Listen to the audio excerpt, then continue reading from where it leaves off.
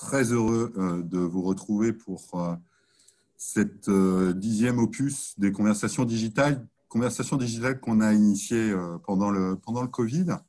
Et il se trouve que le mois dernier, Laurent, nous accueillions Bruno Lucas de la DGEFP et il nous semblait assez naturel d'avoir un échange avec la Direction générale du travail. Peut-être en introduction, quelques mots d'abord pour saluer votre implication et le travail de la DGT, notamment dans cette période assez particulière, à la fois sur la réactivité avec laquelle vous avez su refondre, mettre en place et puis surtout communiquer autour des dispositifs permettant de faire face à la crise sanitaire et crise économique. Et je sais que, Laurent, tu auras l'occasion d'y revenir puisque on attend évidemment l'intervention du président de la République ce soir. Donc, il y aura des modifications et sûrement à nouveau une communication de la DGT dans les prochains jours. Peut-être revenir aussi sur les missions de la DGT pour ceux qui nous écoutent. Donc d'abord, ces missions, elles sont vastes, hein, puisque la DGT est censée préparer, animer, coordonner la politique du travail afin à la fois d'améliorer les relations collectives, mais aussi individuelles, les conditions de travail dans les entreprises, et puis agir sur la qualité et l'effectivité du droit qui les régit. Remercier Laurent pour ta disponibilité, notamment dans la période actuelle. On a 1 heure, donc on va essayer se concentrer sur quelques points qui nous semblent importants et surtout qui intéressent nos auditeurs. Peut-être 4 grands points cet après-midi. D'abord, le dialogue social. Ensuite, revenir sur les sujets de santé et de sécurité au travail. D'aborder évidemment un sujet d'actualité qui est le télétravail. Et puis de finir sur l'égalité des droits. Je rappelle quelques éléments, les modalités pratiques de ces conversations digitales. D'abord, elles sont enregistrées, donc vous aurez l'occasion de les retrouver dès demain ou vendredi en ligne. Ensuite, on va prendre un certain nombre de questions. Donc, on va être sur une intervention qui va être animée par Sophie Piot, qui est la directrice grand compte d'LHH. Et puis ensuite, il y aura 2 experts qui vont aussi intervenir auprès de Laurent Villebeuf, à la fois Marie Bouni, qui est la directrice de la practice performance sociale au sein du cabinet, et puis Jean-Dominique Simon-Poli, qui est le directeur général de Dialogue. Sophie, la parole est à toi. Merci beaucoup. Alors moi, je vais enlever mon masque, comme tout le monde est masqué. Merci Laurent d'être là ce matin. Effectivement, l'année 2020, elle a été très spéciale. Elle reste encore très, très particulière. Dans un contexte donc, de crise sanitaire, économique, moi, ce que j'aimerais savoir finalement, quels ont été les grands axes de l'activité de la DGT pendant cette période et quels sont les principaux chiffres finalement que vous pourriez partager avec nous en introduction de cet échange? Alors, je vais essayer d'être le plus bref possible, synthétique. D'abord, comme ça a été très bien très bien relaté en introduction, la DGT a deux missions. C'est, comme ça a été bien dit, préparer, élaborer les textes, à la fois sur le champ des relations de travail et des conditions de travail. Hein. On représente aussi la France dans les instances internationales. Donc, on a travaillé avec le BIT, notamment, hein, sur le benchmarking avec les autres pays sur la crise du Covid. Hein. Voilà, mais elle a une autre dimension qui est la dimension, et ça a été dit en intro, sur la question de l'effectivité des normes. C'est-à-dire qu'on peut prendre des normes dures et avoir une application molle. Hein. Donc la question, c'est que la DGT est aussi autorité centrale du système d'inspection du travail. Et pour les interlocuteurs qui sont ici présents, je pense que c'est un sujet c'est la relation opérationnelle sur le terrain. Il faut regarder l'écran parce qu'autrement, on ne vous entend plus. Ah, vous m'entendez là, c'est bon? Ah, là, c'est fantastique. Fantastique, voilà, c'est tout à fait la DGT. Alors, si je puis dire, on va dire qu'il y a 3 axes sur lesquels on a travaillé. Bon, comme tout le monde, hein, on ne va pas se raconter des histoires. Comme tout le monde, la DGT, le ministère du Travail, les pouvoirs publics ont été un peu sidérés au début. On a été pris par la crise du Covid, par la crise sanitaire, et donc il a fallu qu'on s'adapte. Donc nous aussi, on a, comme vous, effectivement, on a vécu le confinement. Et pendant ce confinement, il faut vous dire qu'à la tour Mirabeau, je ne sais pas si certains connaissent, qui est la tour dans laquelle se trouve la Direction générale du travail, à Quai de Javel, on était 3 pour la DGT. Yves Trouillou, qui était le directeur général du travail de l'époque, le sous-directeur des conditions de travail, Frédéric Thésée, et moi-même. Donc, sur l'ensemble de la tour, il y avait 3 personnes. Donc, un peu comme vous, j'imagine, on a été dans une situation où notre meilleur ami, c'était la pieuvre. Donc, on a vraiment eu un mode de fonctionnement qui a été assez particulier. On a rencontré les mêmes difficultés que vous, je tiens à le dire, hein, simplement, notamment pour animer les équipes. Mais pendant cette période, vous avez pu constater, je pense que en introduction, ça a été clairement dit, qu'on a eu une production législative et réglementaire assez abondante, certains diront trop, et en tout cas qu'on a produit beaucoup d'éléments. Je me permets juste de vous rappeler le travail qu'on a fait, grâce d'ailleurs on avait sous-traité l'essentiel du travail à Hervé Lanouzière, qui est l'actuel directeur de l'Institut national du travail, et une équipe qu'il avait constituée pour faire des fiches métiers à côté du protocole sanitaire, des fiches métiers. On avait sorti une soixantaine de guides et qu'on avait lu des guides métiers à l'époque. Donc ces guides métiers d'ailleurs gardent toute leur actualité hein, en termes de principes de prévention, mais je vais y revenir. En fait, donc on va dire qu'on a eu, allez, trois grandes orientations qui nous ont guidés pendant cette période. C'était d'abord, bien sûr, notre objectif majeur, c'était de préserver la santé et la sécurité. Un certain nombre de dispositions, les guides, les fiches, le protocole. Voilà. La deuxième chose, ça a été adapter les règles du dialogue social, des règles, et notamment adapter dans le cadre juridique qui nous était imposé, notamment adapter les délais. Hein, les délais notamment pour les décisions salariés protégés, par exemple, les décisions de durée du travail. Et le troisième axe, ça a été organiser l'action de nos services sur le terrain. Hein, et donc, on a eu là aussi un gros travail d'organisation. Donc, ça a donné lieu à une production abondante, une production à la fois législative, réglementaire et de la littérature grise par circulaire d'instruction, mais particulièrement importante. Ça, c'est le premier point. Le deuxième point, c'était justement l'action de nos services sur le terrain. Je ne sais pas, vous ne vous en êtes peut-être pas rendu compte, mais on avait 4 axes. Les priorités initiales de nos services portaient sur 4 axes à l'époque. Hein, c'était contrôle du cadre juridique du détachement. Hein, et on va voir que ça a eu son importance pendant la période du confinement. La lutte contre le travail illégal, bon, c'était pas. On verra que ça a eu de l'importance, notamment après, dans la deuxième période qui a suivi à partir du mois de mai-juin. L'égalité professionnelle entre les femmes et les hommes est clairement pendant le confinement tombée, même si maintenant on va relancer, je vais vous en dire un mot à la sortie, c'est le 4e point, je crois que vous souhaitez aborder. On va clairement relancer les choses, mais pendant le confinement, c'est vrai que cette préoccupation naturellement est tombée un petit peu. Et puis bien sûr, santé-sécurité, c'était le 4e axe. Et avec la crise sanitaire, il a fallu donner des orientations aux services.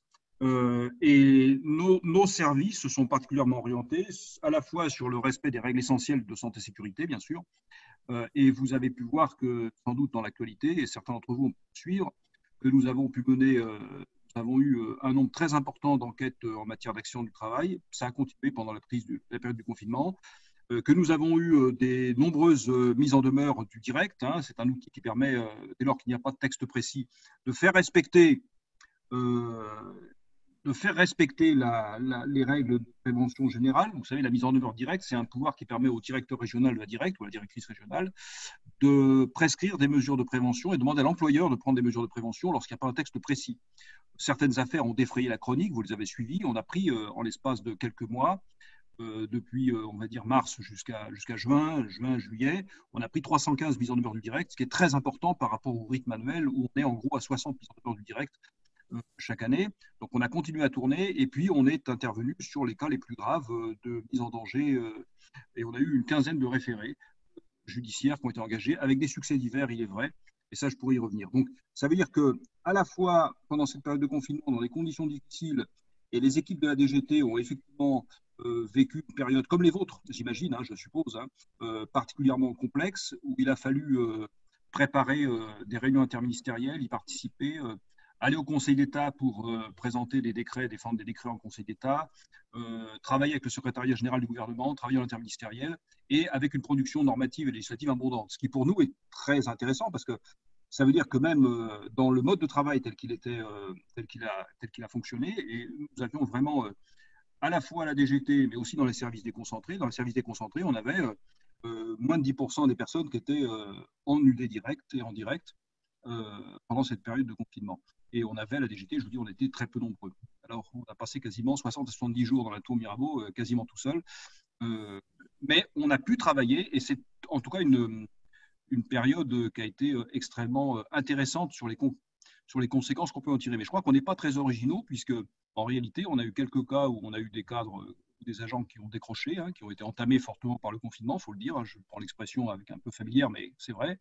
Mais globalement, les équipes ont vraiment travaillé de manière extrêmement étroite. Et il faut dire aussi, et on n'est pas typique dans la fonction publique, je pense, la DGT a été équipée à 100% très rapidement à partir du mois d'avril-mai. On a été équipé à 100% en ordinateur portable, par exemple.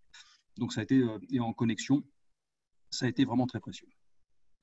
Alors ça, c'était les priorités. Et juste pour vous finir simplement, pour vous dire, du 15 mars au 31 août, là, je m'étais noté le chiffre, on a 45 000 interventions des services qui ont été liées directement à la crise sanitaire. Ça veut dire que, contrairement à ce que j'ai entendu quelquefois, en aucun cas on a empêché les services d'inspection du travail d'aller sur le terrain, au contraire, mais simplement on a organisé sa présence sur le terrain de telle manière qu'on aille à l'essentiel et qu'on aille sur les sujets de santé, sécurité, de préservation de la santé des travailleurs et d'information des entreprises sur les dispositions qui étaient applicables.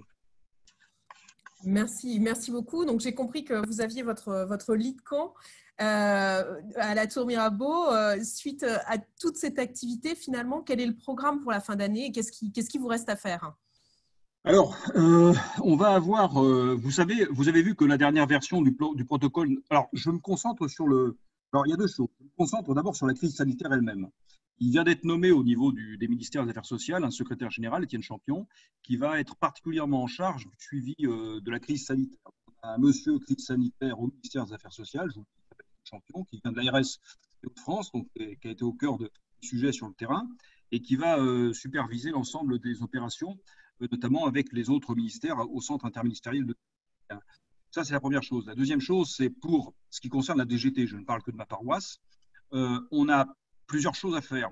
On a d'abord continué à faire évoluer les règles applicables. Alors, vous avez vu que la dernière version du protocole sanitaire date du 17 septembre et n'a pas bougé pour l'instant. Hein. Vous avez vu aussi, et j'en profite pour vous le dire, qu'on vient de mettre sur le site du ministère du Travail deux guides. Le guide à destination des employeurs, que dois-je faire? Et le guide à destination des salariés, que dois-je faire? Hein, je ne sais pas si vous l'avez vu. Mais vous regarderez sur le site du ministère du Travail, le guide salarié vient de sortir. Donc, c'est présenté de manière visible,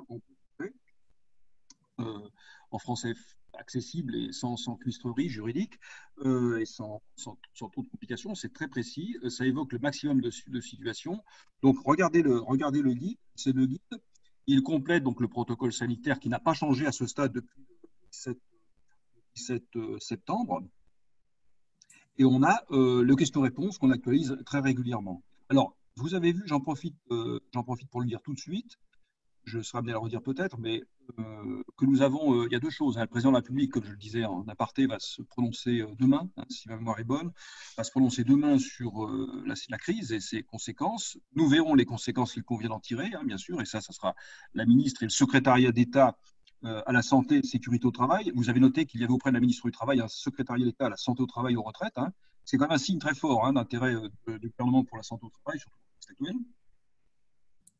Et la deuxième chose, c'est que nous avons bien sûr un arbitrage qui sera rendu par le gouvernement sur la nécessité de faire évoluer le protocole sanitaire. Le deuxième élément, c'est que certains d'entre vous qui sont de fins juristes ont sans doute vu que le protocole sanitaire était attaqué par une organisation professionnelle au motif qu'il serait trop prescriptif, ça serait une décision trop prescriptive, notamment concernant le port du masque. Alors là, c'est une question que vous connaissez tous, j'imagine. Le protocole sanitaire n'est pas une décision administrative. Le protocole sanitaire, ce n'est pas la loi. Le protocole sanitaire, c'est un ensemble de recommandations qui sont données et qui viennent pour orienter les décisions qui peuvent être prises par les entreprises sur des sujets particuliers, mais qui doivent être adossés aux principes généraux de prévention fixés par le Code du travail. C'est-à-dire que, véritablement, nous défendons, et le ministère du Travail défend le fait que, dans ce référé, le protocole est un ensemble de recommandations qu'il faut mieux suivre en effet, et si on ne les suit pas, il faut montrer qu'on a bien appliqué les principes généraux de prévention. Donc on a une actualité qui est forte. Notre actualité, donc premier axe, c'est faire évoluer le cas échéant le cadre de repère, les conseils pratiques, les guides, les questions-réponses qui sont très nombreux. Je suppose que vous allez, pour les praticiens que vous êtes, que vous allez sur le site du ministère du Travail. Hein, on fait en sorte d'actualiser très régulièrement les outils à disposition. Donc, c'est un gros travail. Ça, c'est la première chose. Le deuxième axe, c'est quand même de continuer. Alors, le deuxième axe lié au Covid, à la crise sanitaire, c'est un Bruno Lucas, vous en avez peut-être parlé. C'est le contrôle des fraudes à l'activité partielle. Et là, je voulais juste vous dire, j'ai repris les chiffres, on a quasiment plus de 55 000 contrôles qui ont été menés sur le champ de la fraude à l'activité partielle. Et donc, On passe à l'écran. Ouais, mais j'avais mon téléphone qui sonnait, ça me perturbait. Comme je ne suis pas multitâche, j'ai du mal. Je suis un homme du XXe siècle, moi. Donc, la fraude à l'activité partielle est quelque chose de particulièrement lourd. Vous avez dû suivre les polémiques, vous avez sans doute demandé de l'activité partielle, vous avez dû en parler à Bruno Lucas. On est extrêmement vigilant. Alors, vous savez qu'il y a les contrôles a priori qui sont menés par les services des UD directs en amont, avec tous les partenaires, avec les recoupements qui s'imposent, avec l'Agence des services de paiement, avec l'URSSAF, avec un certain nombre d'autres acteurs. Mais on a les contrôles a posteriori. Et je dois vous dire que nous avons déclenché de très nombreux contrôles a posteriori, que nous allons continuer à les mener, notamment à partir d'indications qui nous sont données tantôt par des recoupements qui nous viennent justement des services directs, mais aussi qui sont liés à des dénonciations, à des signalements.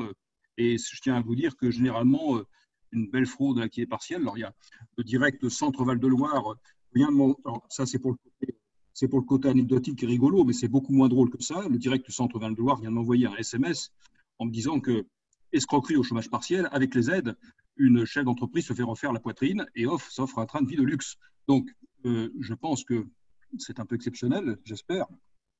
Mais il faut que vous sachiez qu'on est très vigilant, deuxième axe, sur le contrôle de l'activité partielle, qui est, je vous rappelle, la fraude aux aides publiques est un cas de travail illégal et qui peut se conjuguer avec de l'escroquerie. Donc, on a un plan de contrôle extrêmement vigoureux avec les CODAF, les comités de lutte antifraude, sur la fraude à l'activité partielle. Nous avons outillé nos collègues, et je vous le dis parce qu'il faut que vous le sachiez, notamment sur la question de l'emport de données numériques, notamment s'agissant de fraudes liées à l'utilisation de l'activité partielle, même que les salariés sont en télétravail. Bien sûr, ce ne sont pas les gens qui écoutent ici qui font ce genre de choses, mais il faut que vous sachiez qu'on a perfectionné et qu'on a approfondi les recherches sur le sujet. Ça, c'est le deuxième axe, c'est la lutte contre le travail illégal via le contrôle de l'activité partielle, parce que comme on a ouvert je pense que Bruno vous en a parlé, comme on a ouvert très largement les vannes, nécessairement, 98% des chefs d'entreprise et des entreprises en ont profité à juste titre, ça a permis de maintenir l'emploi. En revanche, on a eu 2% des greffins qui ont des fraudes parfois assez audacieuses, parfois un peu surprenantes, hein, puisqu'il y avait un compte ouvert au nom de Jimi Hendrix qui avait attiré votre attention. Voilà, on a de tout, c'est un peu surprenant. La troisième chose, c'est bien sûr la santé-sécurité. On continue à vérifier les règles de santé-sécurité. Alors, je tiens à vous le dire tout de suite, parce que je crois qu'il y a une question sur l'inspection du travail après, mais je vous dis tout de suite, que font nos services, que font nos 1880 inspecteurs du travail sur le terrain? Ils vérifient de manière générale, ils vérifient l'ensemble des mesures de prévention. Parce qu'il y a une question, c'est est-ce que le port du masque, c'est condamnable, etc. Le non-port du masque, etc. En fait, l'inspecteur du travail, quand il vient vous voir, il va regarder l'ensemble, le système mis en place et l'ensemble des mesures de prévention qui sont mises en place, qui peuvent passer, comme vous le savez très bien, vous organisez ça, par l'organisation du travail, par des mesures d'aménagement du temps de travail, par des mesures organisationnelles en général, de manière globale, et puis effectivement par le respect des gestes barrières, ça va de soi, et sans doute aussi le télétravail, ça va de soi quand c'est nécessaire. Donc le masque étant une des mesures parmi d'autres. Donc voilà nos orientations, et j'ajoute, et je vous le dis, mais ça sera dans la quatrième partie, je crois, de l'entretien, comme ça a été annoncé par l'introduction, on va revenir vous voir sur l'égalité professionnelle. Vous savez qu'on sort de la semaine de l'égalité professionnelle. Et donc, on va revenir vous voir sur l'égalité professionnelle, puisque c'était une belle aventure, une belle histoire, une chose qu'on va suivre, qu'on va relancer. J'ai craché mon venin. Merci beaucoup.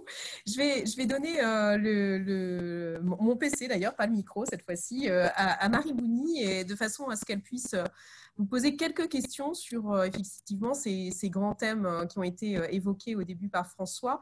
On va commencer par le dialogue social et puis la santé-sécurité au travail. Marie?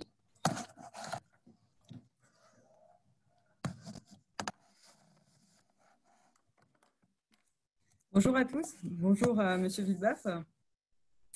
Alors, bon, l'activité de la DGT a été très dense. On voulait aussi avoir votre vision sur le dialogue social dans ce contexte de crise sanitaire et économique et votre vision notamment des grandes tendances de négociation tant pendant le confinement que actuellement suite au déconfinement. Oui, oui. Bah, c'est une très bonne question parce qu'en fait, on peut dire qu'au-delà des déclarations de principe et des proclamations d'amour, il n'y a que des preuves d'amour, hein, la négociation collective concrètement était au cœur des réponses qui ont été apportées à la crise sanitaire, notamment à travers les dispositifs qui ont été mis en place avec l'ordonnance du 25 mars 2020 qui portait mesures d'urgence en matière de congés payés, mobilisable uniquement par accord collectif, par exemple, vous vous en rappelez, hein, etc., etc. Donc, c'est-à-dire que la plupart des dispositifs qui ont été mis, exceptionnels, dérogatoires, qui ont été mis en place dans le cadre de la période crise, l'ont été via l'accord collectif, hein, pour l'essentiel. Le signe que l'urgence et la concertation sont pas incompatibles, vous avez, je peux vous dire qu'il y a 53 accords de branche, et alors si je regarde bien, plus de 8000 accords d'entreprise qui ont pour objet de faire face aux conséquences de la crise sanitaire et qui ont été conclus depuis le mois de mars. 53 accords de branche et 8000 accords d'entreprise liés directement à la gestion de la crise sanitaire. Ça veut bien dire que clairement, les pouvoirs publics sont convaincus que le dialogue social, c'est la meilleure manière de faire, hein. On l'a dit aussi pour les conditions de la reprise. Vous vous rappelez, lorsqu'il y a eu la reprise, notamment dans les entreprises, on a répété comme un mantra et véritablement, on a essayé de faire en sorte que ça se passe en concertation avec le CSE, que les accords collectifs organisent les reprises. Donc ça, c'est vraiment très important. C'est aussi pour ça, d'ailleurs, que la négociation collective est au cœur des dispositifs. Alors, des dispositifs qui ont été réactivés avec la crise, notamment, je pense aux APC, aux accords de performance collective, mais on va y revenir après. Et puis, bien sûr, la PLD, mais ça, je pense que Bruno a dû vous en parler, parce qu'on pense que effectivement, pour continuer à bénéficier des aides de l'État, ben, le dialogue social, c'est la meilleure solution. D'ailleurs, c'est le propos qui a été tenu par le nouveau directeur général du travail, Pierre Ramin, mon collègue qui est arrivé il y a vendredi, en fait, lors de la Commission nationale de la négociation collective de l'emploi et de la formation professionnelle qui s'est tenue hier, 12 octobre, sur le bilan de la négociation collective 2019, bien sûr.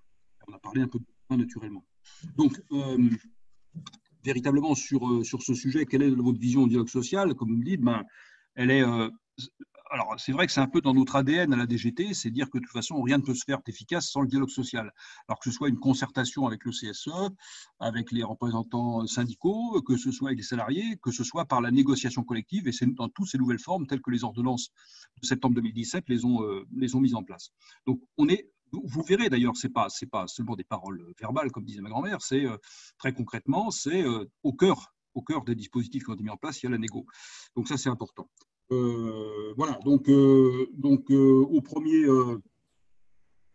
pour vous donner quelques détails, pour vous situer, au 1er septembre 2020, par exemple, on a recensé, alors c'est vrai que c'est depuis le démarrage du dispositif, hein, mais on a recensé, parce que je les ai les chiffres, puisqu'on a fait la synthèse pour la Commission nationale, à peu près 450 accords de performance collective qui ont été mis en place depuis la mise en place du dispositif. Alors, avec quelques points de vigilance, hein, sur les accords de performance collective, je vous le dis, et je le dis aux praticiens que vous êtes, hein, on est très vigilant, je vous le dis, l'administration, on va être très vigilant notamment sur les questions d'articulation APC-PSE. Hein, donc, c'est-à-dire qu'un APC n'est pas le moyen d'emballer un PSE, mine de rien, mais ça, là encore, je dis des horreurs à des gens qui sont parfaitement convaincus de la situation, et j'en suis persuadé en plus. Donc voilà, mais il y a ce point de vigilance. L'autre question qui revient, je le sais de temps en temps, c'est est-ce qu'un APC peut comprendre plein d'autres dispositions? Non, l'APC, en fait, c'est trois champs, hein, c'est trois champs. Et pourquoi ces trois champs et pourquoi c'est important de ne pas faire des accords avec un équilibre contractuel qui peut être assez déséquilibré si on met plein de dispositifs dedans, ben c'est tout simplement qu'on a des conséquences pratiques qui s'attachent à la qualification de la rupture du contrat de travail dès lors qu'on refuse les dispositions conclues dans l'APC. Alors, c'est vrai qu'en pratique, on voit de temps en temps venir des accords mixtes avec d'autres dispositions, oui, par exemple sur le télétravail, voilà, on a des choses comme ça, mais il est quand même plus sain, et c'est le conseil que je peux donner, que votre APC soit un APC qui soit un APC pur, chimiquement pur, de telle manière qu'on puisse véritablement avoir un équilibre contractuel, parce que c'est quand même un donnant-donnant, l'APC. Et donc, voilà, ce sont les 2 points de vigilance sur les APC. Donc, 446. Et vous en avez, par contre, si on regarde les APC qui ont été conclus pendant le Covid, pendant la crise sanitaire, depuis début mars, c'est 63 accords de performance collective. Donc, ça veut dire que pour un dispositif qui date des ordonnances, il a été mis en œuvre et monté, alors que c'est un dispositif très critiqué. Et je tenais à le signaler. Donc, vous rappelez les trois thèmes, je ne vais pas vous le refaire: aménagement durée du travail, aménagement de la rémunération et détermination des conditions de mobilité professionnelle. J'ai un cas, je vous dis, un cas sur lequel je suis tombé, je ne donne pas de nom, donc il y a la censure qui s'opère tout de suite, là, il va y avoir un petit d'une entreprise qui a tranquillement fait un APC pour licencier des personnes, alors que l'établissement avait fermé suite à problème, et qui imposait une mobilité importante à ses salariés, alors même que la cause initiale n'était pas l'accompagnement, mais véritablement la fermeture de l'établissement. Bon, ça, c'est une caricature, mais voilà, soyez vigilants, mais je sais que vous l'êtes, c'est le sujet de vigilance. Donc, en fait, l'APC, d'une part, et puis voilà, donc c'est quelque chose qui est à signaler. La négociation collective, c'est quelque chose qui marche et qu'on promeut vraiment. Voilà ce que je peux vous dire sur la vision du dialogue social et puis sur le type d'accords qui ont été signés. Très bien. Ça reprend notamment sur les APC quand même les interrogations qui se posaient suite aux questions-réponses de juillet 2020, tant sur le contenu de ces accords que notamment les attentions apportées, notamment en matière de déménagement suite à la fermeture d'un site. Alors, je réponds à une question que vous n'avez pas posée, je peux? Oui, bien sûr. Oui, c'est pour vous surprendre. Dans plaisanterie à part, j'avais noté aussi pour vous, sur les APLD, il y a eu 5 accords de branche qui ont été signés. Mais je pense que Bruno vous en a peut-être parlé, du coup, ce n'est pas la peine que je m'étende, mais il y a eu 5 accords de branche, bureau d'études. Il y en a eu des nouveaux depuis.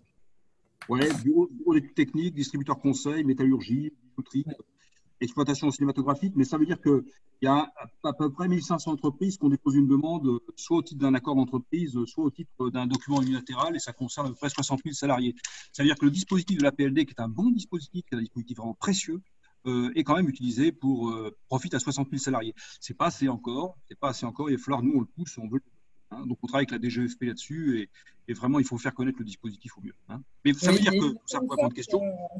Sur les accords APLD, je pense, d'homologation de ces accords pour qu'ils puissent intégrer la nouvelle base Légifrance et notamment servir pour la construction d'autres, je crois.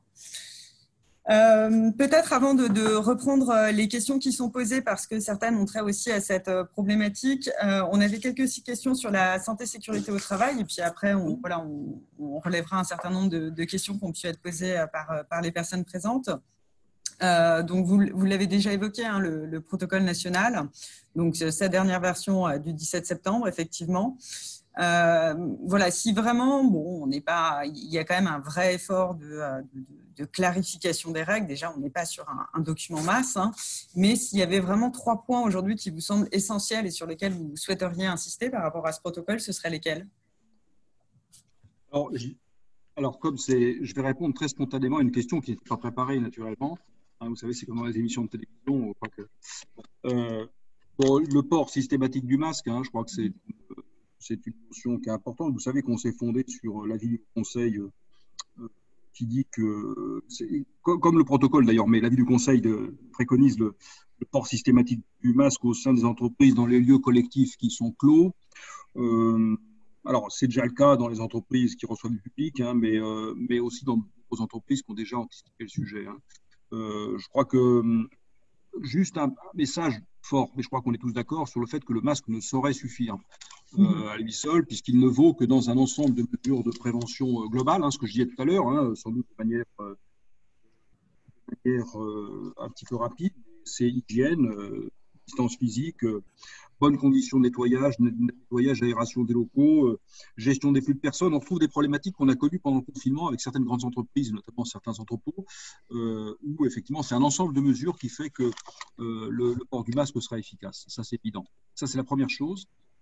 Donc, je vous ai dit tout à l'heure, un peu en avance de phase, qu'on avait un référé par une organisation patronale au Conseil d'État sur ce port du masque, hein, qui est fortement recommandé, puisque c'est la nature du protocole national sanitaire.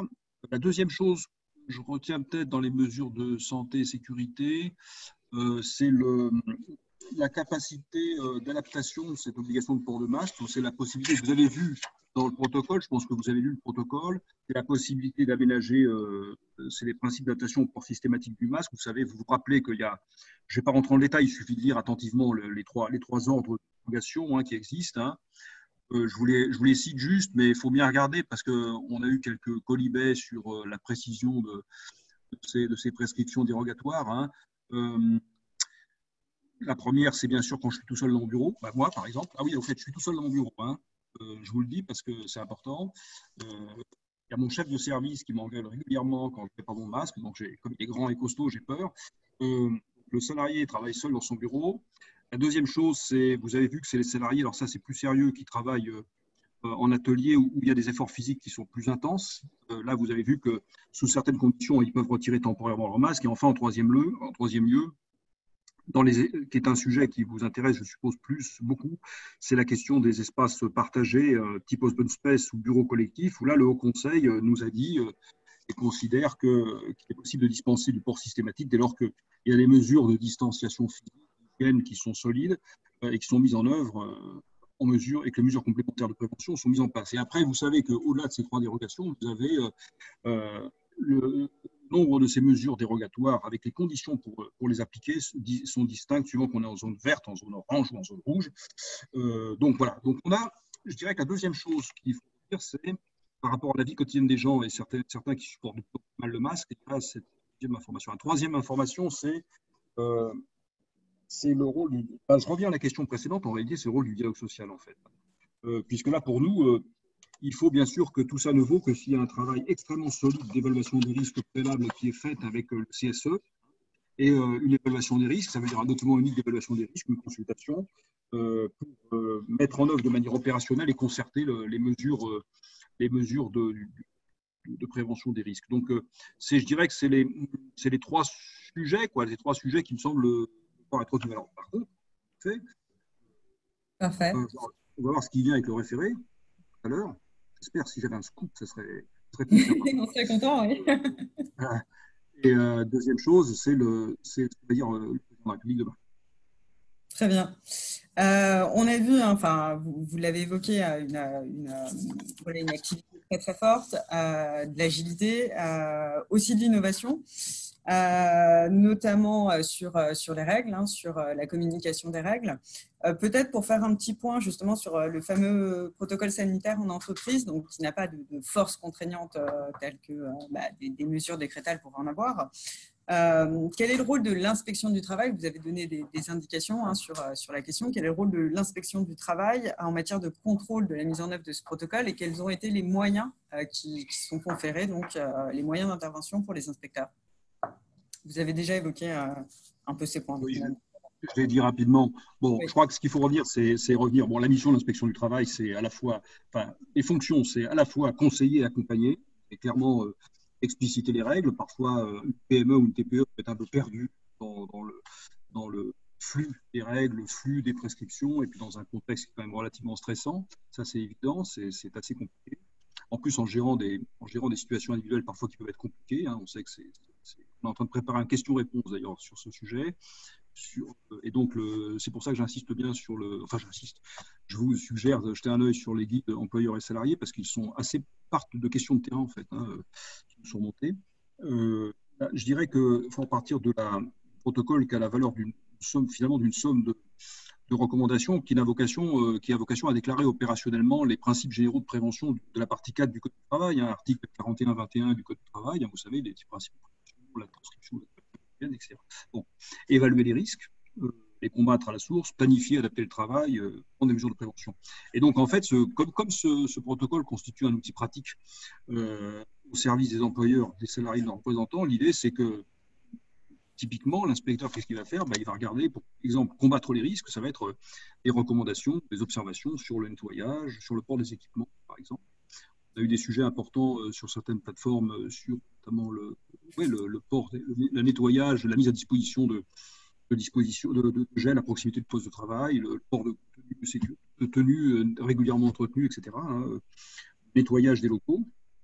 Sur la planification de la prévention, autre principe de prévention, c'est le plan de gestion des flux personnels, le plan de prise en charge des personnes symptomatiques. Par exemple, ça c'est typiquement des choses qui doivent être anticipées et discutées.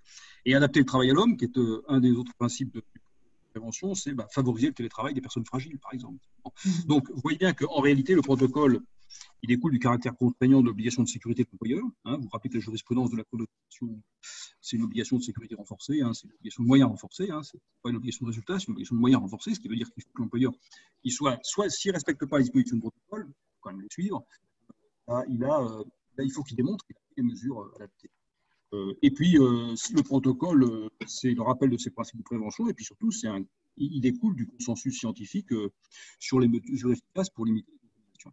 Donc, tout ça fait qu'il y a des actions de l'inspection du travail, ou des sanctions, ou des condamnations par les juridictions judiciaires s'appuient en fait sur les principes généraux de prévention, le risque chimique, et pas sur le protocole directement. Il y a un ensemble de recommandations.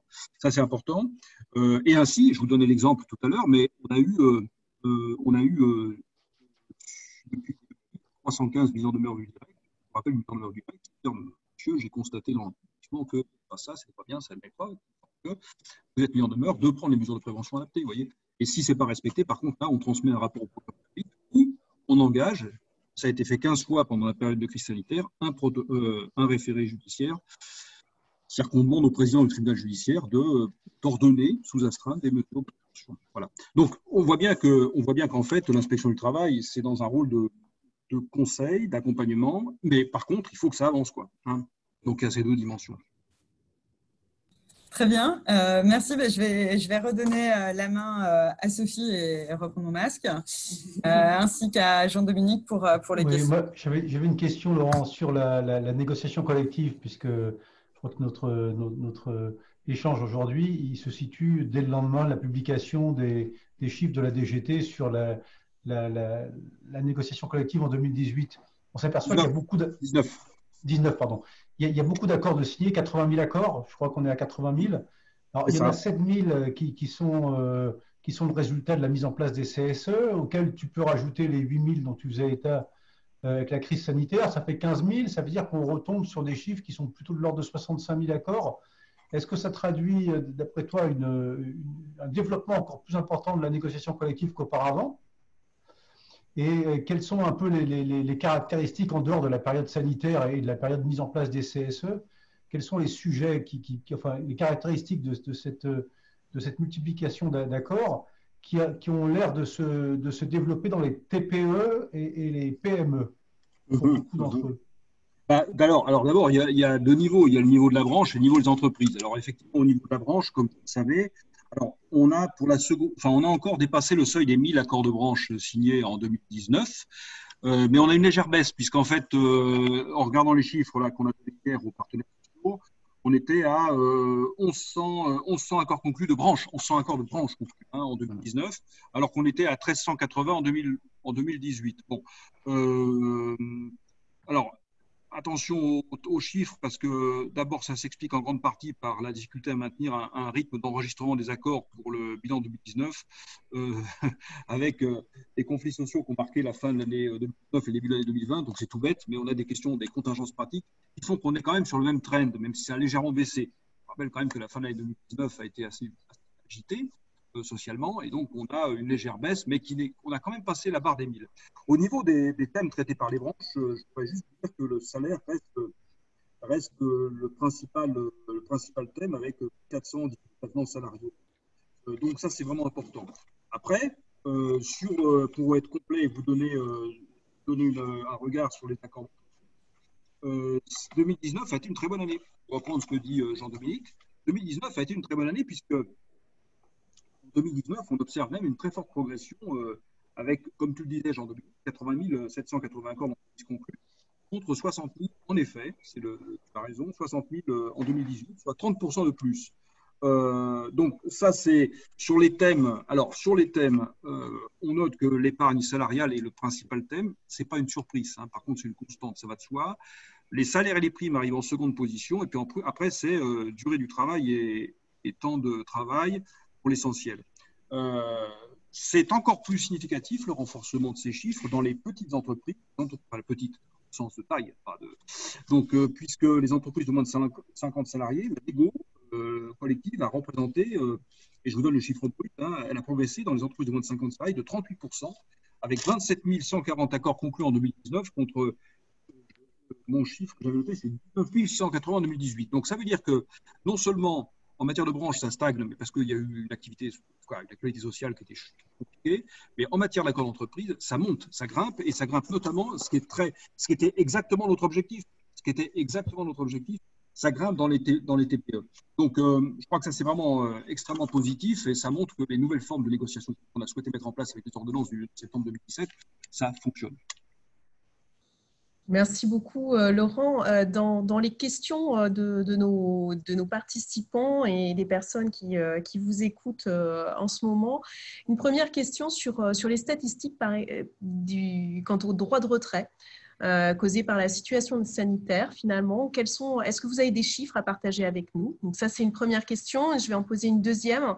Sur le guide employeur du ministère qui, en page 13, dit qu'il est interdit d'établir un fichier des personnes contaminées et des cas contacts, alors que par ailleurs, finalement, on reçoit des classeurs Excel du côté du médecin du travail pour pouvoir effectivement faire le suivi et protéger les collaborateurs. Donc, finalement, nos interlocuteurs sont un petit peu perdus en fait, dans les directives qui sont données.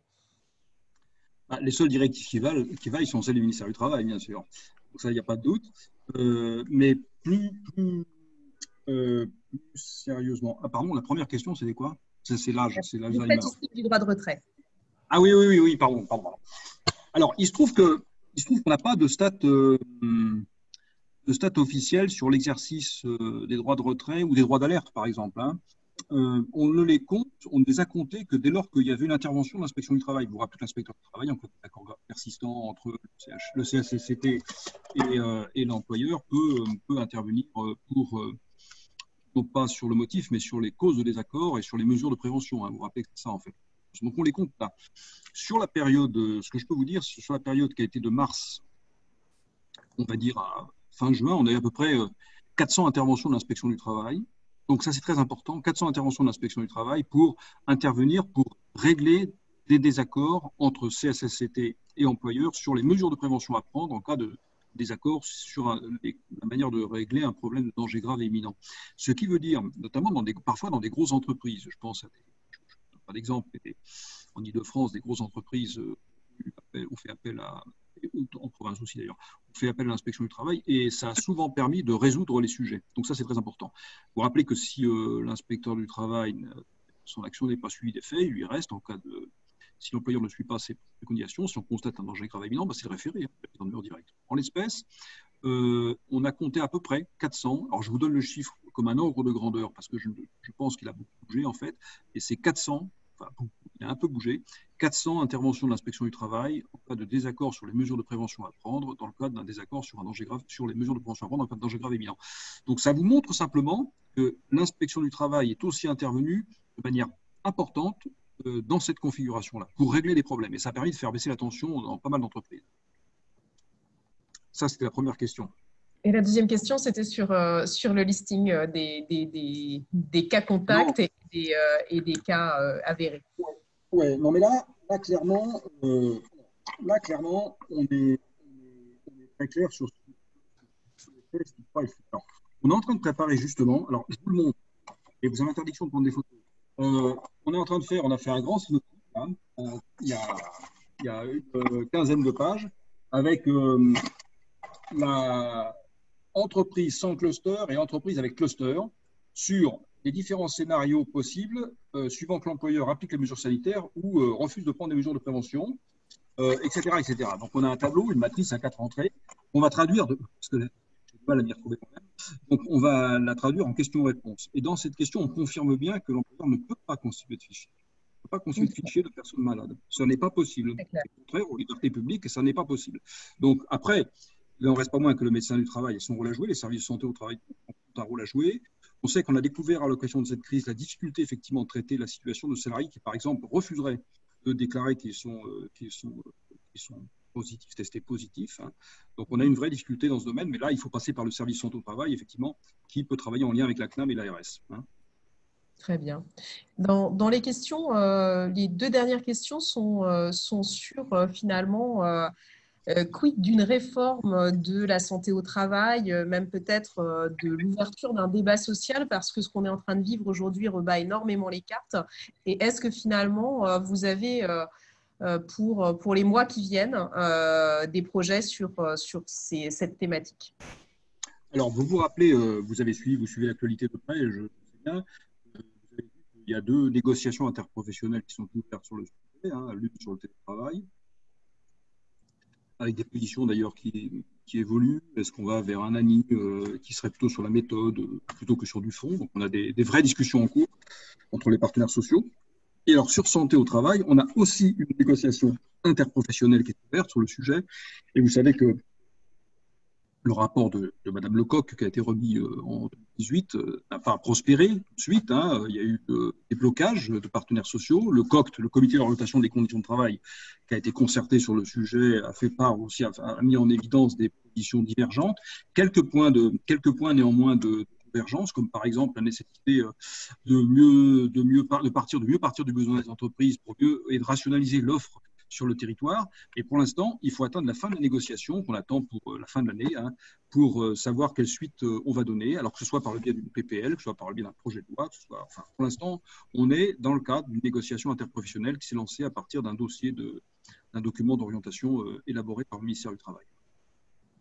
Merci beaucoup. Je vais redonner la parole à Marie, qui avait encore quelques questions à vous poser. Oui. Vous l'avez évoqué, hein, sur le télétravail, donc, qui est devenu pendant le confinement un dispositif barrière pour protéger les salariés, mais également assurer la continuité de l'activité. La maturité des entreprises en France n'était pas forcément toujours évidente en matière de télétravail. Certaines n'avaient pas de charte ou d'accord, hein, a fortiori. Une disposition du Code du travail donc, ouvre la possibilité d'imposer le télétravail et de sortir du cadre de la charte ou de l'accord en cas de circonstances exceptionnelles. Est-ce qu'on considère aujourd'hui que sur tout le territoire, même s'il y a différentes couleurs de zone, cette disposition du Code du travail, c'est l'article L12-22-1, est encore applicable? Oui, a priori, oui. A priori, à ma connaissance, il n'est pas retiré de l'ordre juridique, du droit positif. Oui.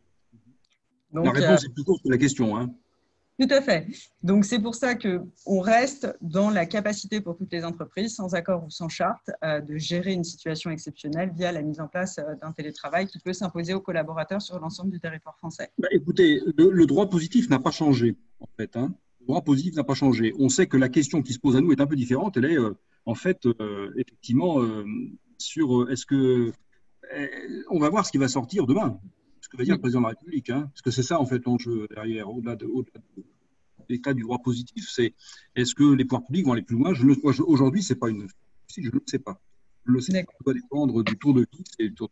En Ile-de-France notamment, on sait bien que la question qui se pose, c'est une articulation forte avec les transports publics, hein, puisqu'on connaît que la discussion en plus en Ile-de-France notamment, et pas seulement dans les grandes métropoles, sur l'articulation télétravail et transport public. Donc, on a un vrai sujet avec la RATP, avec la SNCF, le préfet de région travaille dessus, en lien avec le ministère du Travail, pour voir comment articuler ces dispositifs.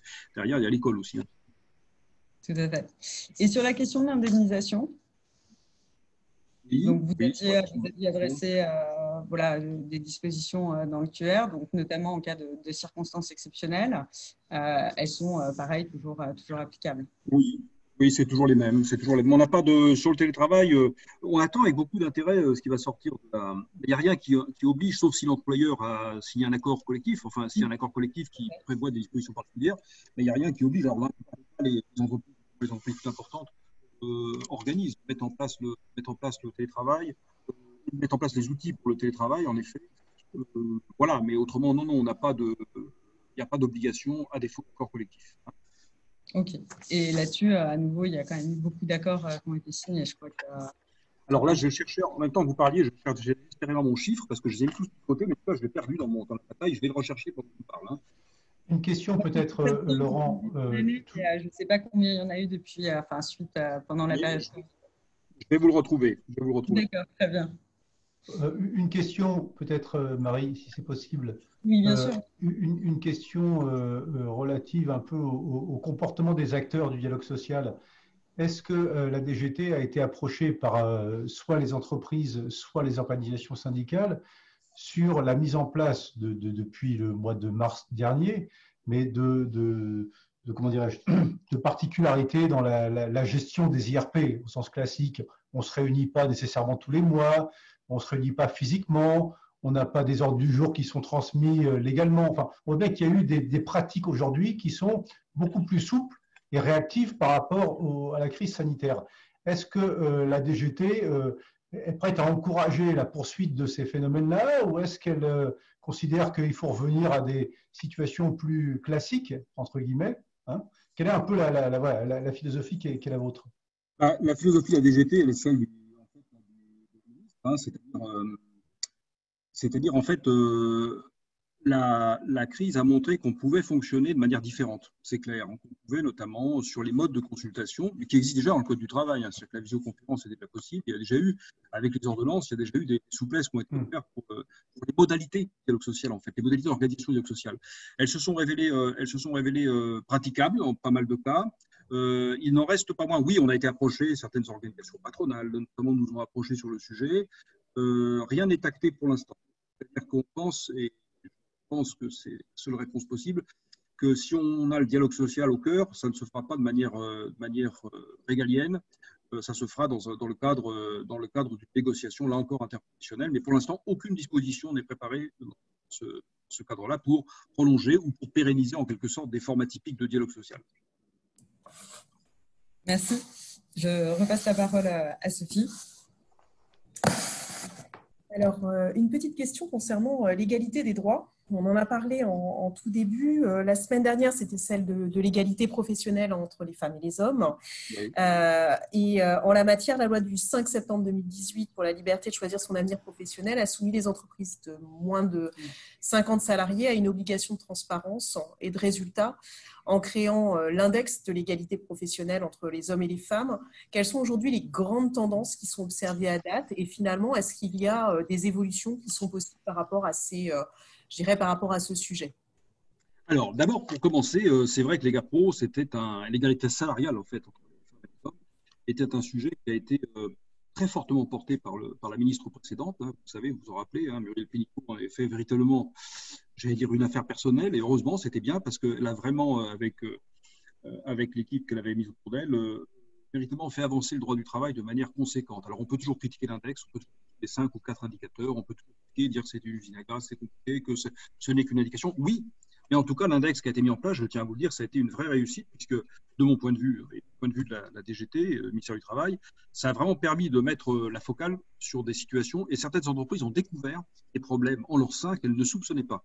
Notamment, je pense à l'indicateur 4 sur le retour de congé maternité, qui quand même, je le rappelle, depuis un certain nombre d'années, est une infraction pénale, hein, quand on ne réintègre pas dans des conditions, normales, une dame qui revient de congé maternité, hein, une femme qui revient de congé maternité. Bon, on a découvert des situations qui n'étaient pas normales du tout. Certains DRH, certains chefs d'entreprise m'ont dit clairement, nous ne soupçonnons pas que dans notre entreprise, on avait ce genre de problème. Alors, là où j'y crois un peu moins, c'est sur l'indicateur 5, sur les plus hautes rémunérations, les 10 plus hautes rémunérations, où là, clairement, le plafond de verre a été mis en évidence avec une force très, très, très, très affirmée. Alors, on a quand même des résultats encourageants. Je voulais juste vous dire que malgré le Covid, parce qu'on pensait qu'on avait pris un coup derrière la tête avec le Covid sur les GAPRO, hein, en réalité, je peux vous donner un chiffre qui est très important, puisque vous savez que la prochaine étape, c'est le 1er mars 2021. Donc, c'est demain, c'est-à-dire qu'il ne faut pas traîner. Hein. Le compte à rebours est lancé. On constate que malgré la crise sanitaire, ce sont à ce jour 53% des entreprises de 50 à 250 salariés qui ont calculé et déclaré leur index d'égalité. Alors c'était, je vous rappelle, le premier exercice pour elles, hein, puisque c'était la première fois, 1er mars, qu'elles rentraient dans le cycle de 3 ans, hein, donc vous vous rappelez. Mais si on regarde l'ensemble des entreprises, ce sont 74% des entreprises qui ont déclaré leur index. Donc ça, c'est vraiment très, très important. Et la note moyenne obtenue de l'index, c'est de 84 sur 100. Hein. Donc ça veut dire que ce n'est pas si mauvais que ça. Il y a même 1% des entreprises qui ont déclaré 100%. Donc on 100 sur 100, et c'est quand même assez atypique que 300 entreprises de 50 à 250. Voilà, c'est comme ça. Donc pour les plus de 250, il y a une vraie progression de la note moyenne. Et s'il y a des progrès qui restent à faire sur l'indicateur 4, sur l'indicateur 5, sur les indicateurs 4 et indicateur 5, on n'est pas bon. Je ne parle pas de l'administration, hein, je parle des entreprises. Non, parce que je sais que la question va venir. Alors, par contre, je voulais vous dire qu'il y a 4% des entreprises qui ont déclaré leur index en 2020 et qui ont une note inférieure à 75%, et donc sont en alerte rouge contre 17% en 2019. C'est-à-dire que les entreprises en alerte rouge, ça baisse quand même légèrement, mais ça reste important. Donc, je voulais vous dire simplement qu'on avait un petit peu arrêté les choses pendant la période du Covid, mais vous dire, et je le dis c'est important vraiment de le faire savoir, nous avons mis en place un dispositif d'accompagnement avec un consultant qui a été retenu dans le cadre d'un marché public tournant, c'est ça marche, qui fait de l'accompagnement de différentes manières, soit en présentiel, en collectif, avec des MOOC, avec des formations diverses et variées, pour aider les entreprises à poser un diagnostic, à réaliser leur index. On a une hotline qui fonctionne et qui fonctionne encore et qui est à disposition, bien sûr. Et donc, en fait, ça, c'est le volet, on va dire, accompagnement. On a toujours les référents dans les directs. On a des ambassadeurs qui tournent. On va réactiver le réseau des ambassadeurs qui tournent pour dire les entreprises parlent aux entreprises et pas l'administration aux entreprises. Donc, c'est toujours. Là, on n'a pas arrêté le dispositif d'accompagnement. Je voulais vous dire. Donc, faites savoir et profitez-en vous. Le dispositif d'accompagnement qu'on a mis en place, qui est robuste, qui est maintenant expérimenté, est toujours en place. Vous dire que l'inspection du travail, eh bien, on a fait près de 10 000 interventions en 2019, 4 000 en 2020, malgré l'urgence sanitaire, et on fait des mises en demeure. On a mis 116 mises en demeure pour absence de publication de l'index ou absence de définition et de mesures de correction adéquates et pertinentes. Il n'y a eu que 2 entreprises sanctionnées, parce que, bien sûr, l'idée, ce n'est pas de sanctionner, l'idée, c'est d'accompagner, c'est de pousser, c'est de montrer que c'est possible. Et donc, vous n'avez eu que 2 sanctions sur l'ensemble du dispositif, ce qui prouve bien que ce n'est pas l'objectif, c'est pas ça, c'est vraiment de réussir à accompagner l'entreprise à faire son index. Donc ça, c'est important. La ministre Elisabeth Borne a pris le relais de ce que disait Muriel Pénicaud et a dit en clair que, je reprends sa formule là, je l'ai noté, la relance économique ne peut pas se faire au détriment de l'égalité entre les femmes et les hommes.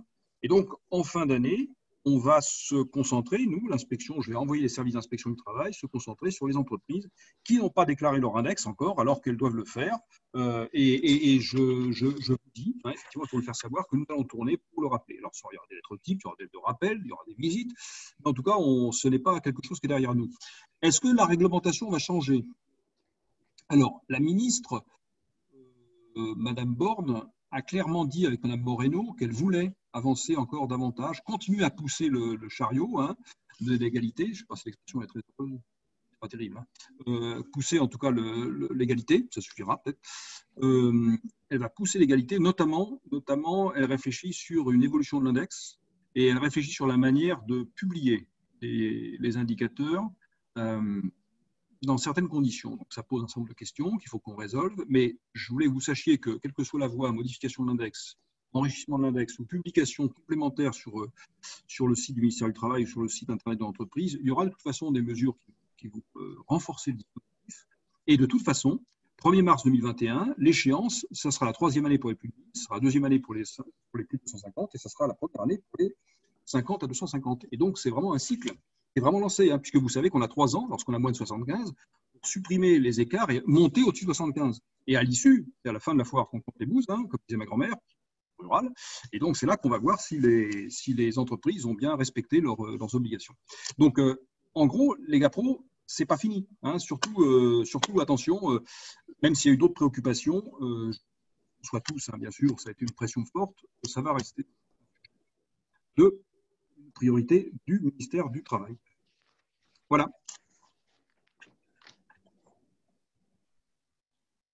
Je sens que vous êtes soit complètement accablé, soit… On ne t'entend pas, Sophie. Excusez-moi.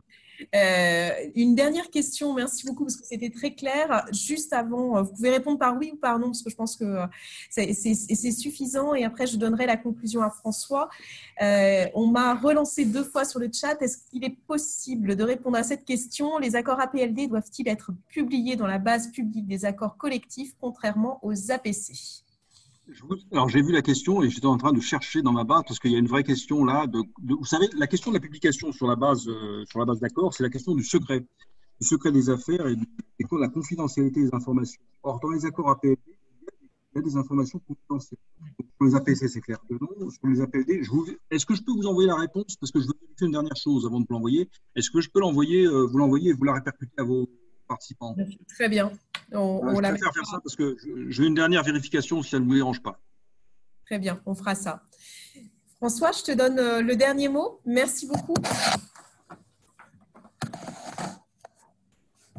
D'abord, un grand merci, Laurent Villeboeuf, pour votre intervention cet après-midi.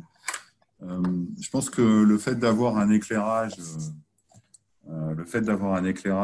sur notamment les 4 sujets qu'on a abordés, à la fois le dialogue social, la santé et la sécurité au travail, mais aussi le télétravail et l'égalité des droits, et on l'a vu au travers des questions, a suscité beaucoup d'intérêt. Je pense qu'il y a toujours peut-être un effort de pédagogie à faire sur l'articulation des dispositifs, notamment dans cette période très chahutée sur l'activité, avec les conséquences qu'on connaît sur l'emploi, des volontés évidemment des uns et des autres de tout faire pour préserver ses compétences et ses emplois, et de s'assurer que voilà, entre la PLD, les accords de performance collective et puis les plans de départ ou les RCC, ces dispositifs qui sont qui peuvent s'articuler avec ces objectifs que je rappelais, qui est de préserver le plus grand nombre d'emplois et de compétences. Et je pense que sur cette question-là, ça vaudra peut-être la peine de se reparler. Moi, je voulais vous proposer, en tout cas ceux qui nous écoutent, 2 choses. D'abord, de retrouver, comme je vous l'ai dit, cet échange, j'imagine ce soir ou demain sur le net. Et puis ensuite, si vous aviez d'autres questions auxquelles on n'a pas eu le temps de répondre, finalement, passez par expertlhfr@lhh.com, et puis on se fera plaisir de revenir vers vous avec les réponses de la DGT. Mais je pense que dans la période actuelle, si on peut aider à répondre à vos questions, ça sera avec grand plaisir. En tout cas, merci beaucoup, Laurent Villeboeuf, et à bientôt. Merci, Laurent. Merci. Merci. Au revoir.